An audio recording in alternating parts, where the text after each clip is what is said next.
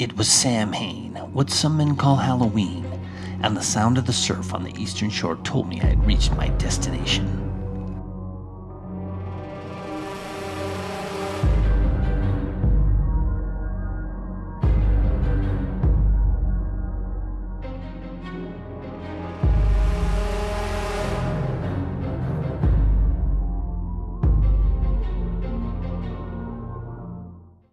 The road ahead curved steeply upward, leading to the ancient cemetery atop the windswept hill, its crypts and sepulchres outlined like black corpse teeth against the darkening sky.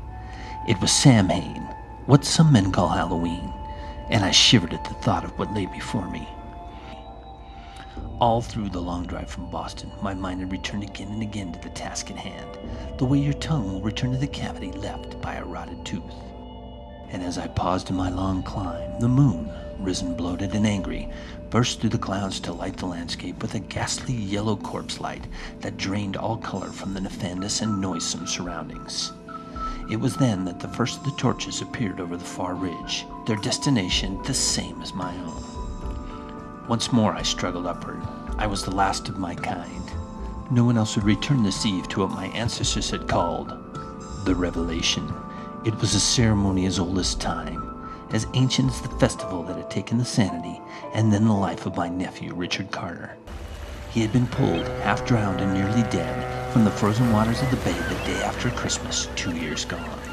When he had awoken, he had told a nigh incoherent tale of a gathering he had attended Christmas night. The doctors and nurses had tried to calm him, even going so far as to bring him a copy of the dread Necronomicon.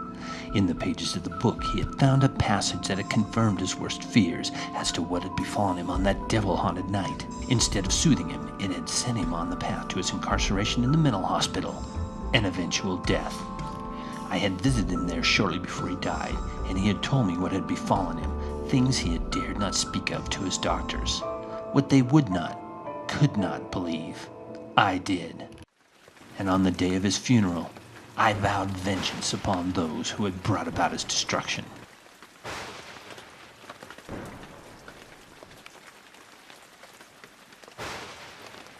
The festival occurred only once every 100 years, but it was not the only ceremony held in that accursed town. The books told of another gathering, held once each decade, known only as the Revelation. Through study in occult channels, I learned when it was to be held, this night. When I topped the rise, the lights of the city below appeared through the gathering gloom. The sea pounded against the rotting piling of the wharves, the dark eternal sea that concealed its many secrets from the eyes of man. Crowded around the mouth of the cemetery, the torches of the acolytes fluttered and smoked. I was the last to arrive. Now the ceremony could begin.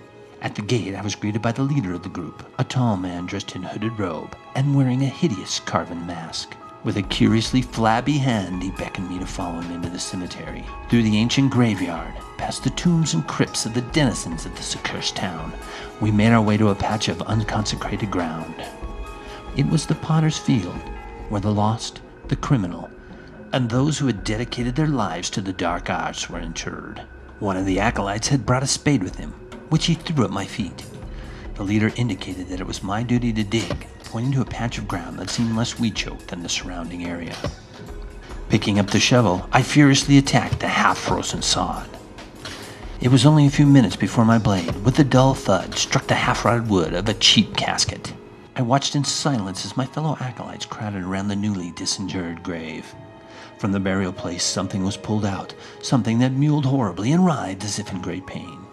A mask, gloves, and robe were produced, and it was quickly covered. The huddled acolyte stepped back, revealing a new member who stood motionless. The leader came up to me and handed me a torch.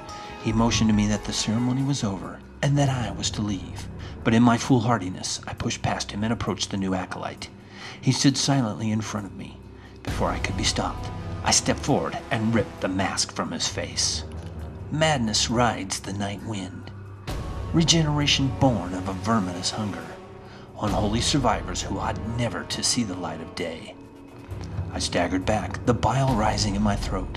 Without thinking, I took my torch and set fire to the rags that covered its hideous carcass. It went up in flames, a holy fire that cleansed the earth of a hideous abomination.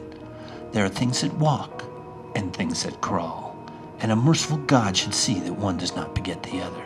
In the confusion, I attacked the others, setting them afire with my torch. They tried to run, but I was too fast for them, and when I was done, a dozen smoldering corpses were all that remained. The next morning, I awoke in my car. I tried to tell myself that it was all a nightmare, but at night, when the dreams come, I know that what I saw was the truth. It's hard for me to sleep now. Sometimes I feel as if my sanity is beginning to slip away. My only hope is that in other parts of the world, there are others who also know and make sure that their wizards are burned to a very fine ash, that nothing is left for the worms to gnaw. If only I could forget what I saw that night, what I saw when I tore the mask from its demon-haunted head. That pulpy, pinkish, pulsating mass, that verminous countenance where there should have been a face.